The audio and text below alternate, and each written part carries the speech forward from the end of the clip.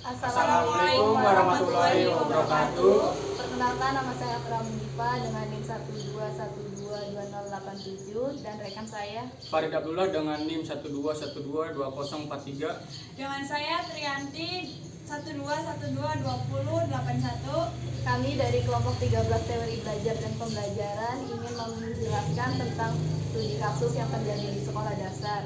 Di sini kami mengambil permasalahan tentang seorang anak SD yang mencuri di dalam kelas. Terdapat permasalahan yang dihadapi di kelas suatu SD baik dari segi kognitif maupun afektif. Permasalahan yang berkaitan dengan aspek kognitif yaitu terdapat siswa berinisial L yang masih tertinggal dengan teman yang lain. Siswa L masih kesulitan dalam memahami pelajaran dan menjawab soal. L juga membutuhkan waktu lebih lama dalam mengerjakan soal dibandingkan dengan teman-temannya. Selain permasalahan kognitif, L juga memiliki permasalahan yang berkaitan dengan ranah afektif. L didapati beberapa kali mengambil barang milik temannya seperti kotak pensil dan uang saku tanpa izin. Saat ditanya oleh guru, siswa tersebut tidak pernah mengakui perbuatannya. Tidak hanya di sekolah, anak tersebut juga pernah mengambil barang dagangan di warung tanpa membayar. Sikap afektif yang kurang sesuai dengan norma lainnya juga ditunjukkan oleh L. Contohnya sikap malas mengerjakan PR dan mengikuti pembelajaran di kelas, mengganggu teman saat pembelajaran dan mencontek pekerjaan teman lain saat menjawab soal, sehingga ia mendapat nilai bagus tanpa berusaha berpikir sendiri. Guru mengungkapkan bahwa sikap yang kurang sesuai dengan norma tersebut diduga disebabkan kurangnya perhatian orang tua terhadap anak. Bentuk kurangnya perhatian orang tua di rumah yaitu orang tua jarang menanyakan kegiatan anak di sekolah dan kurang menjalin komunikasi dengan sekolah terkait prestasi dan perilaku anak di sekolah. Wali kelas mengatakan bahwa selain perhatian orang tua yang kurang, faktor lingkungan juga diduga dapat mempengaruhi perilaku anak tersebut. Lingkungan tempat tinggal anak tersebut berada di kawasan pemulung. Sebagian besar pengerjaan di lingkungan tersebut mencari barang bekas, di mana stigma masyarakat terhadap pemulung kurang baik. Masyarakat menganggap pemulung senang mengambil barang bekas tanpa izin pemiliknya. Perilaku pemulung yang mengambil barang bekas tanpa izin tersebut diduga diinternalisasi oleh anak untuk mengambil barang milik orang lain tanpa perlu meminta izin. Faktor yang mempengaruhi siswa berperilaku menyimpang, mencuri. L beberapa kali didapati mengambil barang milik orang lain tanpa izin. Adapun barang milik teman yang diambil L seperti baju dan kotak pensil milik teman sekelas. Tidak hanya barang milik teman L sekelas saja yang diambil L, melainkan barang milik tetangga rumah pun pernah diambil tanpa izin.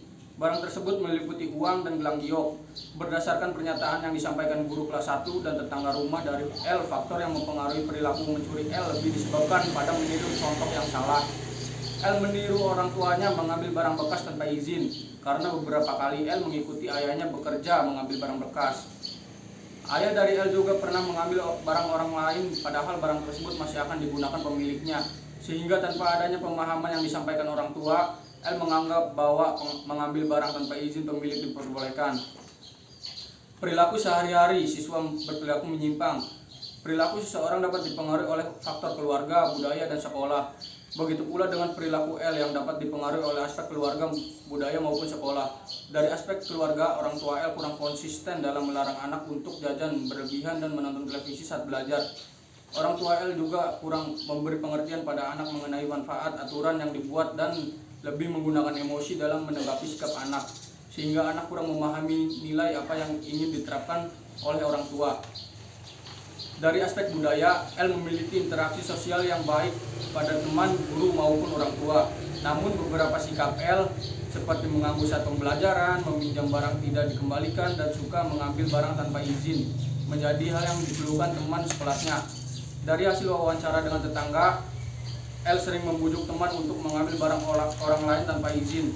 Namun L berinteraksi baik dengan semua, tidak ada perasaan minder atau menarik diri dari pertemanan.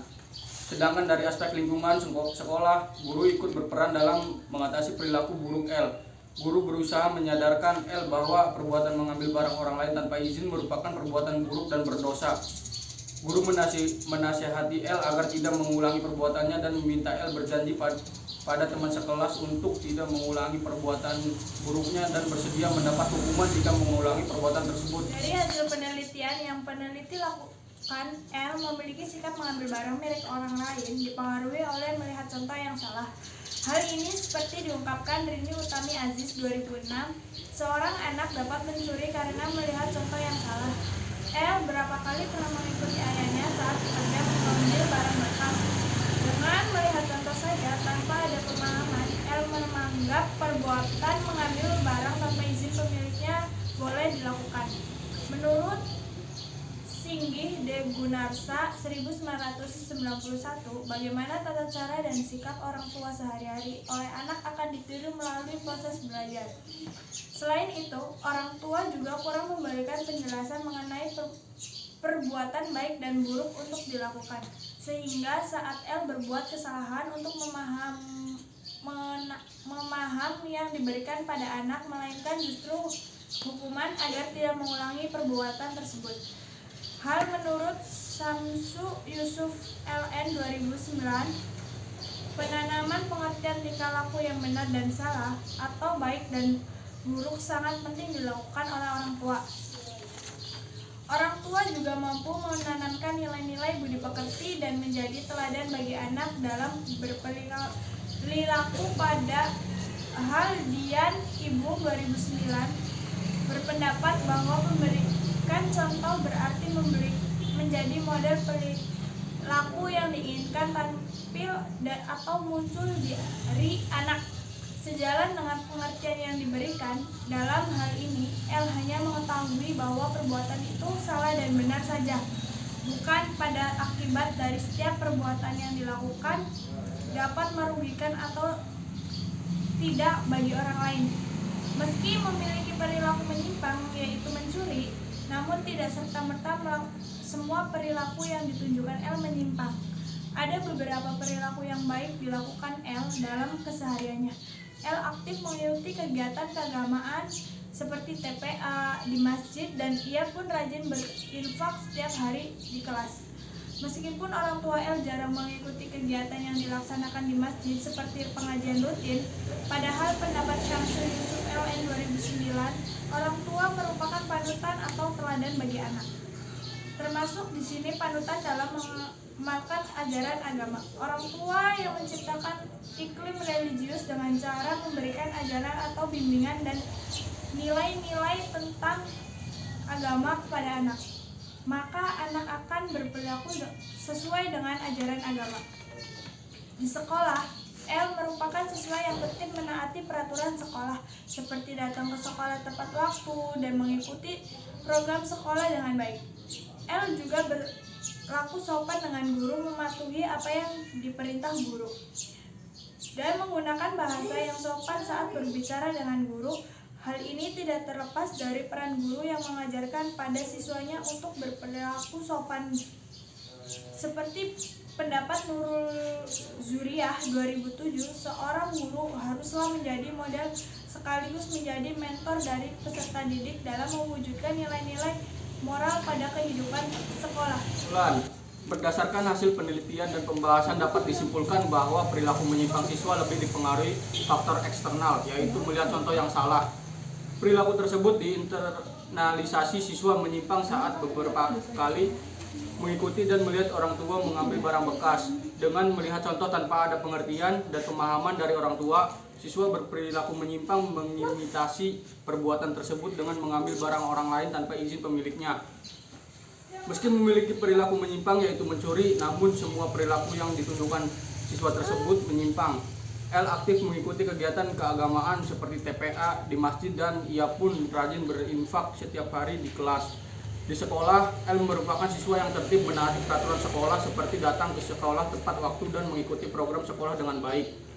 L juga berlaku sopan dengan guru, mematuhi apa yang diperintahkan guru dan menggunakan bahasa yang sopan saat berbicara dengan guru.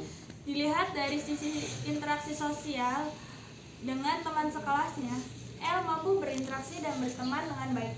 Seperti jika L berbuat kesalahan kepada temannya, maka L akan minta maaf kepada temannya. Dan sebaliknya, saat temannya berbuat kesalahan kepada L akan memaafkan temannya tersebut. Sekolah, terutama guru juga, berupaya membantu mengatasi perilaku menyimpang tersebut dengan menasehati dan menanamkan nilai budi pekerti luhur pada siswanya dan membantu L untuk menghilangkan sikap buruknya dengan senantiasa memberikan perhatian, pemahaman, dan sanksi jika siswa tersebut berbuat tidak baik. Berdasarkan hasil dan kesimpulan Hendaknya mampu menjadi panutan yang baik bagi anak dengan memberikan contoh dan teladan yang baik, seperti berkata jujur, beribadah sesuai dengan aturan agama, menasehati anak jika berbuat salah agar menyadari perbuatannya itu tidak baik atau tidak mengulangi laginya, sehingga anak akan bertumbuh menjadi orang yang berperilaku mulia. Sekian materi yang kami jabarkan, kurang lebihnya mohon maaf. Billahi taufiq wal hidayah. Wassalamualaikum warahmatullahi wabarakatuh.